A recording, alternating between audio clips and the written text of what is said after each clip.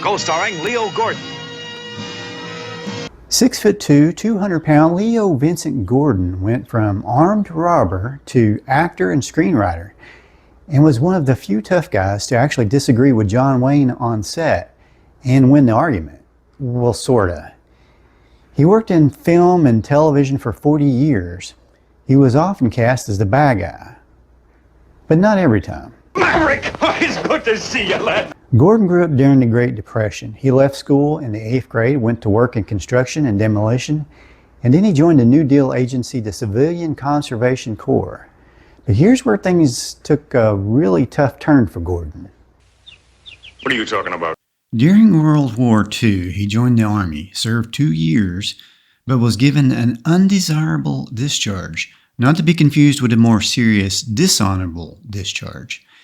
He just didn't adapt well to a life of military discipline. He found himself homeless and drifted to Southern California, where he fell into a life of crime just to survive. You know, I wouldn't want to run into Leo in a dark alley. On his last crime, he and a couple of accomplices walked into a local bar in 1943, intent on robbing the joint. He and a couple of buddies walked into a local dive to pull a simple stick-up. But their luck ran out before they even cleared the door. Sitting at the bar was an ex-deputy sheriff who drew his revolver and started blasting. Leo pulled his own piece, and a chaotic gunfight tore up the entire bar. And Leo was hit multiple times and took at least one slug, maybe more, right to the gut. Later, it's been said that fellow actors were genuinely intimidated by him, because those stomach scars prove that he was tougher than any character he actually played on screen. Get out of the way, you midget. That's your cur. Get him out of the way. Walk around him. Most men might have died on that floor, but Leo survived and found himself with a 5-year ticket between San Quentin and Folsom State Prison. He chose to further his education while he was there by reading almost every book in the prison library. He also earned a reputation as a tough inmate, though, and a troublemaker while he was there. When the movie Riot in Cell Block 11 was being filmed at Folsom State Prison, the warden actually remembered Gordon as a troublemaker and at first refused to let the film be shot there. But director Don Siegel was able to convince him that Gordon was really no threat to the prison.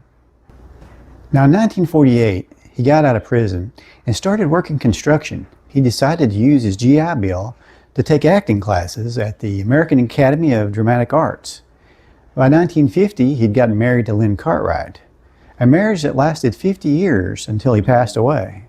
In January of 1953, he actually got into a bit of trouble again.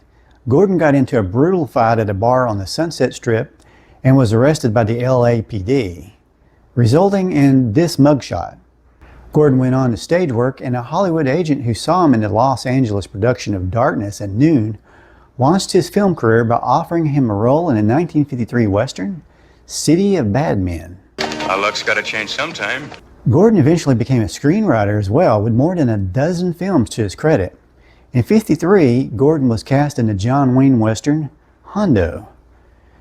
Leo Gordon was cast as Ed Lowe, a detestable, no-good husband who deserts his wife and son. Wayne's character, Hondo Lane, actually saves Leo's character, Ed Lowe, from an Indian attack, but instead of thanks, Lowe tries to shoot Hondo in the back, forcing Wayne's character to shoot back in self-defense. During the rehearsal for Gordon's death scene, John Wayne, who was both the star and the uncredited producer, instructed Gordon on how to fall. Wayne wanted a classic dramatic Hollywood reaction, a violent stumble backwards to emphasize the raw power of the gunshot. Thinking back, Gordon said later, "He shoots me and I'm lying on my right hip and I just buckled forward." And John Wayne says, "Well, don't you know when you get hit with a slug, you gotta fly backwards?" Okay. Gordon reportedly pulled up his shirt to show Wayne his real-life police bullet scars and replied, "When I got shot, I fell forward." Director John Farrow stepped in and determined that while falling forward was more realistic, Flying backward actually looked better on camera. So Leo flew backward. He was to continue to fly backward when shot in the gut in many a film.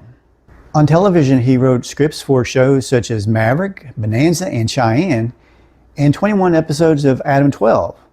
Now think about it.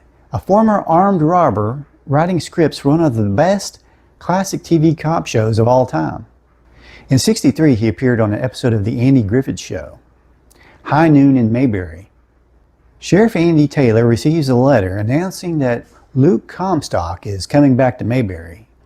Years earlier, Andy had shot Comstock during a filling station holdup, causing him to lose most of the function in his leg. Everybody in Mayberry feared that Comstock was out for revenge. The episode was actually pretty close to Gordon's real life. By the end of the episode, we find out that Comstock was actually wanting to thank Andy Taylor for helping him turn his life around. I made up my mind then and there. I was going to make something of myself, Sheriff. I began reading and studying while I was still in the hospital. Today, I own a chain of television repair stores in Cleveland. In total, Leo Gordon wrote nearly 150 scripts. He appeared in more than 170 movie and TV shows over a period of 50 years. He played mobsters and cowboy heavies, but he did occasionally play the sympathetic role from time to time. Maybe it was just to throw people off. He actually won the Golden Boot Award in 1997 for his work in westerns, where he thanked God for typecasting. You know, Leo Gordon got into a lot of on-screen fights. He fought Clint Walker more than once, John Wayne, and even skipper Alan Hale Jr. on the series Casey Jones. And that's a series that Hale starred in before Gilligan's Island. Gordon tends to lose because bad guys have to lose, at least by the end anyway. Gordon provided for the hero a large, intimidating foe. Now, let's face it, the hero of any picture needs a tough, larger-than-life villain because the hero needs a challenge just to make the story interesting. Ironically, back in 1987, Leo actually played a warden on an episode of Moonlighting, and he was a good guy.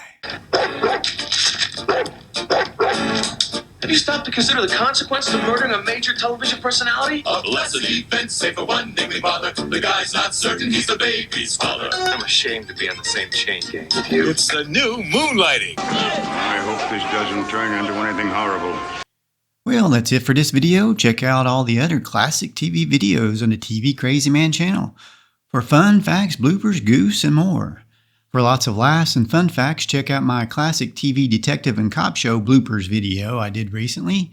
And if you're a big Western fan, check out my Western playlist.